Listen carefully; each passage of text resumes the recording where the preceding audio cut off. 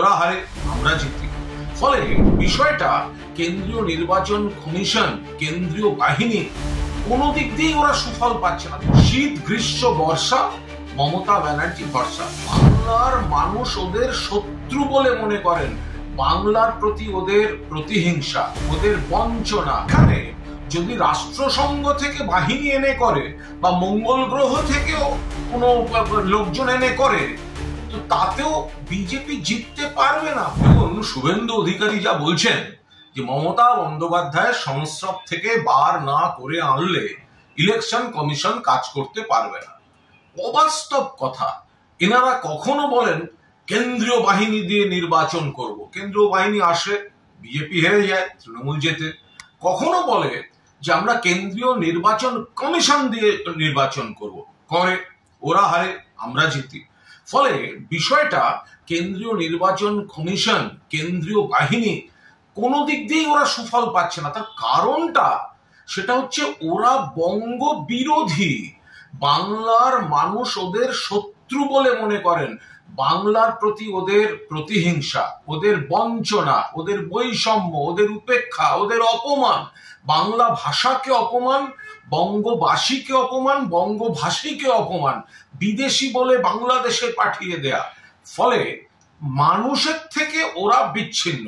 এখানে যদি রাষ্ট্রসংঘ থেকে বাহিনী এনে করে বা মঙ্গল গ্রহ থেকেও কোনো লোকজন এনে করে, তো তাতেও বিজেপি জিততে পারবে না। ফলে এই যে আমরা অমুক করতে হবে, তমুক করতে হবে, আরে ভাই, মানুষের সঙ্গে তোমরা নেই, বাংলার সঙ্গে তোমরা নেই, বাংলাও তোমাদের সঙ্গে নেই।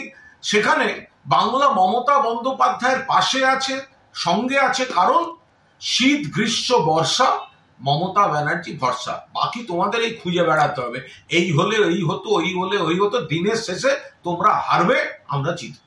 এবং সুকেন্দু বাবুরা যেটা বলছেন, এ তো বিএলওদের ভয় দেখানো। আরে বিএলও কারা? সরকারি কর্মচারী। তো সেখানে বিভিন্ন ধরনের মানুষ আছেন, তারা নিখুঁতভাবে কাজ করছেন কি কাজ করছেন না, ওনারা তো প্রথম থেকে চাপ দিয়ে যাচ্ছেন। এই যে সাধারণ ভোটাররা যেমন এসআইআর এর আতঙ্কে বৈধ ভোটারও আত্মহত্যা করছে, তো বিএলও আত্মহত্যা করছে, অসুস্থ হয়ে পড়ছে। এই যে হুমকি দেয়া, বিহারে জেলে ভরেছি, আপনাদের আমরা শোকজ করব, চাকরি খেয়ে নেবো, এগুলো কি দরকার? আপনাদের যদি, সুকান্ত, আপনার যদি বিএলএ 2 থাকে, আপনি দীর্ঘদিন সভাপতি ছিলেন, সংগঠনটা লাটে তুলে দিয়েছেন, আপনারা সাংগঠনিকভাবে ব্যর্থ, আপনাদের বুথে লোক থাকে না, বিএলএ 2 পান না, নির্বাচন কমিশনকে দিয়ে অন্য পাড়ার লোককে ঢোকাবার অনুমতি করাতে হয়। তো বিএলএ 2 যদি সঙ্গে থাকে, কোনো বিএলওর কোনো কাজ যদি পছন্দ না হয় বা কোনো জায়গায় কোনো বক্তব্য রাখার দরকার হলে আপনারা তো সঙ্গে সঙ্গে সেখানেই বলতে পারেন। আপনাদের বিএলএ 2 নেই, আপনাদের সংগঠন নেই, আপনাদের বুথ ভিত্তিক লোক নেই। সেই জন্যই এই ওপর থেকে মানসিক চাপ দিতে আপনারা বিএলওদের হুমকি দিয়ে, প্ররোচনা দিয়ে নানা ধরনের অপ্রীতিকর পরিস্থিতি তৈরি করছেন। দেখুন, এই রাজভবন, এই বিষয়টা আদৌ দেশের গণতান্ত্রিক কাঠামোতে রাখা উচিত কিনা, এ নিয়ে গোটা দেশ জুড়ে বহু সময়ে বহু বিতর্ক আছে। ইতিহাসবিদরা একভাবে দেখেন এবং বিশেষজ্ঞরা নানাভাবে দেখেছেন।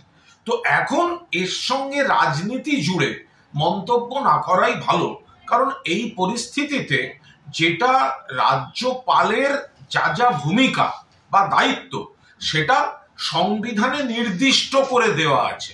এখন বিজেপি চেষ্টা করে যে তাদের সময় তাদের নিযুক্ত রাজ্যপালদের উপর চাপ সৃষ্টি করে বা প্রভাবিত করে তাদের দিয়ে রাজনৈতিক উদ্দেশ্য প্রণোদিত কিছু পদক্ষেপ নেওয়াতে। কিন্তু সংবিধানে যেটা লেখা আছে, যদি শুধু সেটাই হয়, সেটা রাজভবন হোক বা লোকভবন হোক বা যাই, এটার মধ্যে রাজনীতি না ঢুকিয়ে সাংবিধানিকভাবে সংবিধানে রাজ্যপালদের যে দায়িত্বটা লেখা আছে এবং রাজ্য সরকারের সঙ্গে, কারণ রাজ্য সরকার হচ্ছে নির্বাচিত সরকার, জনগণের দ্বারা নির্বাচিত সরকার, আর রাজ্যপাল পদটি সারা দেশেই মনোনীত পদ, কেন্দ্রীয় সরকার, রাষ্ট্রপতি ওখান থেকে পাঠাচ্ছেন। ফলে এইটা যদি সীমারেখাটা লঙ্ঘিত না হয়, তো তাহলেই ব্যাপারটা সংবিধান অনুযায়ী থাকে। এবার বিজেপি সেটাকে দিয়ে রাজনীতি করাতে চায়, তাই ব্যক্তি রাজ্যপালরা বিতর্কে জড়িয়ে পড়েন। শুভেন্দুবাবু ফ্লপ জ্যোতিষী, উনি বলেছেন 21-এ বলেছিলাম পরিবর্তন হবে, হয়নি, কিন্তু 26-এ হবেই। উনি ক্যালেন্ডার সামনে রেখে ফ্লপ জ্যোতিষী। তার কারণ 21-এ বলছিলেন এবার হবে, হয়নি। তখন বললেন 23-এ পঞ্চায়েত নির্বাচনে আমরা সব দখল করব, পারেননি, গোহারা হেরেছেন। একটা জেলা পরিষদেও বিজেপি নেই, সব তৃণমূলের। এরপরে বললেন 24-এর লোকসভা নির্বাচন বাংলা থেকে বিজেপির সাংসদ বাড়বে, বাড়েনি, বিজেপি কমে গেছে, তৃণমূল বেড়ে গেছে। এবার আবার 26 বলছেন, লিখে রেখে দিন, বিজেপি কুৎসিত ভাবে হারবে, আগের থেকে আসন কমে যাবে এবং তৃণমূল কংগ্রেস 250-র বেশি সিট নিয়ে মমতা বন্দ্যোপাধ্যায় চতুর্থবারের জন্য মুখ্যমন্ত্রী হবেন। ফলে শুভেন্দুবাবু ফ্লপ জ্যোতিষী, ওনার কাজই হচ্ছে বর্তমান ব্যর্থতাটাকে আড়াল করতে উনি ভবিষ্যতের একটা আবছা টোপ দিয়ে।